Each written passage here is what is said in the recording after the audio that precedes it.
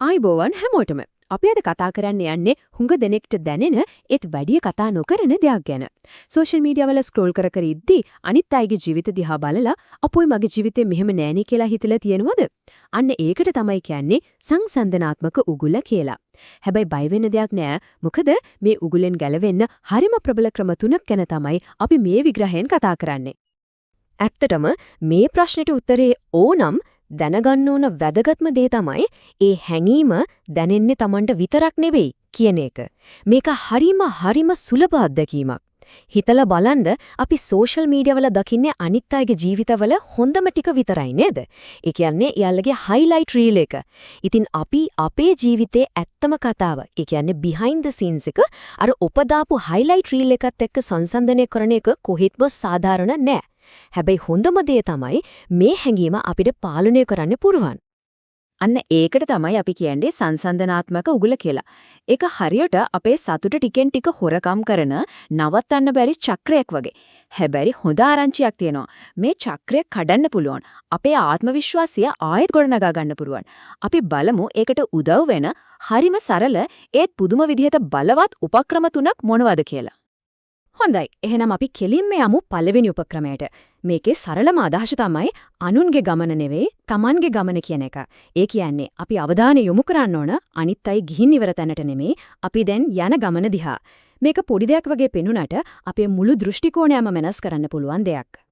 මෙතනදී අපි හැමෝම වගේ කරන පොදු වැරද්දක් තියෙනවා. ඒ තමයි අපි කෙනෙක්ගේ උපදාපු අවසාන ප්‍රතිඵලය අපේ ගමනේ ආරම්භයත් එක්ක සංසන්දනය කරන එක. පොඩ්ඩක් හිතන්නකෝ. කවුරු හරි මැරතන් එකක් දිනනවා. අපි දකින්නේ අර රිබන් එක කපාගෙන දිනන මොහොත විතරයි. ඒත් ඒ ජයග්‍රහණය පිටිපස්සේ තියෙන අවුරුදු ගානක පුහුණුවීම්, දහඩිය, කැපකිරීම ඒ කිසිම දෙයක් අපි දකින්නේ නැහැ. ඇත්තටම සාර්ථකත්වය කියන්නේ අන්න ඒ වගේ දිග සමහර වෙලාවට හරිම අවුල්සාගත අමාරු ගමන. බලන්න මේකෙන් ඒ කාරණාව හරි ලස්සනට පැහැදිලි වෙනවා. අපි ඇත්තටම බලන්නේ සම්පූර්ණයෙන්ම වෙනස් කාල දෙකක දේවල් දෙකක් දිහා. එක පැත්තක තියෙන්නේ අපේ ආරම්භක ලක්ෂ්‍ය. ඒ කියන්නේ ඉගෙන ගන්න කාලේ දවස ගානේ දරන උත්සාහය. අන්න ඒ වගේ දේවල්. අනිත් පැත්තේ තියෙන්නේ එයාලගේ අවසන් ප්‍රතිඵලය. ඒ කියන්නේ එයාලගේ හොඳම අවස්ථා එකතුව, ලොකුම ජයග්‍රහණය. ඉතින් මේ දෙක සංසන්දනය කරන එකේ කිසිම තේරුමක් නෑ නේද? ඒක හරියට ඇපල් ගෙඩියකුයි දොඩම් ගෙඩියකුයි සංසන්දනය කරනවා වගේ වැඩක්. ඉතින් ඇත්තටම වැදගත්ම දේ මොකද්ද? අනිත් අයගේ ජයග්‍රහණ දිහා බලාගෙන ඉන්න එක නෙවෙයි, තමන්ගේම දියුණුව ගැන, තමන්ගේම ප්‍රගතිය මැන බලන එක. හිතන්න ඊයේ දවසට වඩා අද එක පුංචි දෙයක් හරි ඉගෙන ගත්තා නම්, එක පියවරක් හරි ඉස්සරහට ගියා නම්, අන්න ඒක තමයි ඇත්තම ජයග්‍රහණය. හරි, ඒ තමයි පළවෙනි උපක්‍රමය. දැන් අපි යොමු වෙමු දෙවෙනි එකට.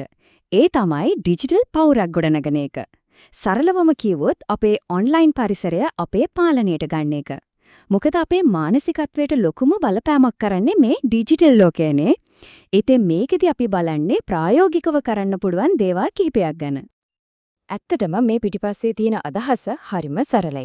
හිතන්න, ගින්දරෙන් පිච්චෙනවා නම් අපි මොකද කරන්නේ? ගින්දරෙන් ඈත් වෙනවා.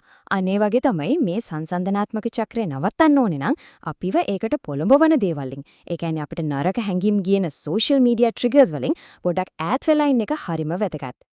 ඉතින් ඩිජිටල් විවේකයක් ගන්න පුළුවන් හරිම ප්‍රායෝගික පියවර තුනක් තියෙනවා.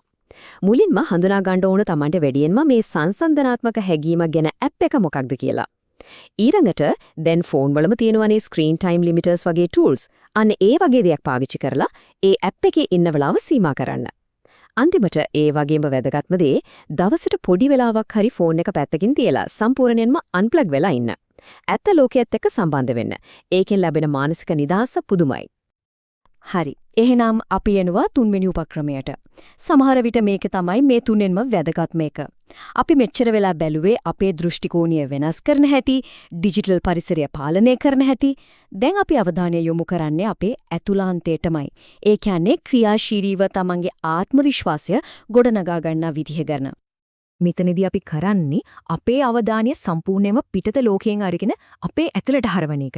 ඒ කියන්නේ තමන්ගේ අතීතයේ ලැබු ජයග්‍රහණ, ඒව ලොකු ඒවද පොඩි ඒවද කියලා අදාළ නැහැ. ඒවා නිතරම මතක් කරගන්න. තමන්ගේ ජීවිතයේ දිශානතිය ගැන සම්පූර්ණ වගකීම තමන් අතට ගන්න. තමන්ගේ ශක්තියින් සහ හැකියාවන් අවංකවම පිළිගන්න. මේ දේවල් කරද්දී තමන්ටම ආදරය කරන්න පටන් ගත්තම අනිත් අය කියන දේවල් වලින් තමන්ගේ වටිනාකම මනින්න තියෙන අවශ්‍යතාවය ටිකෙන් ටික නැති වෙලා යනවා. මම මෙය කළා. මේ වචන ටික හරිම සරලයි වගේ පෙනුනට ඒකේ ලොකු බලයක් තියෙනවා.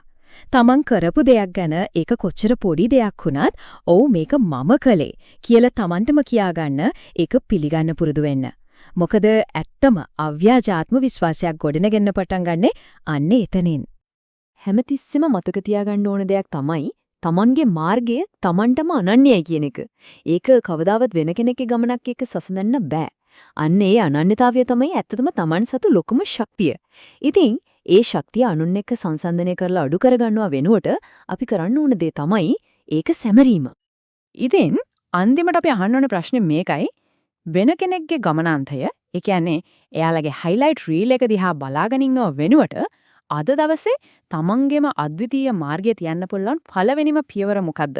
ඒ ගැන පොඩ්ඩක් හිතන්න.